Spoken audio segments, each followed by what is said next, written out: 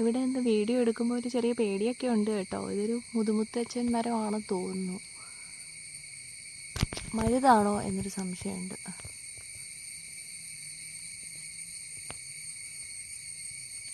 ശരിക്കും ഇതൊരു കാട് തന്നെയാണേ.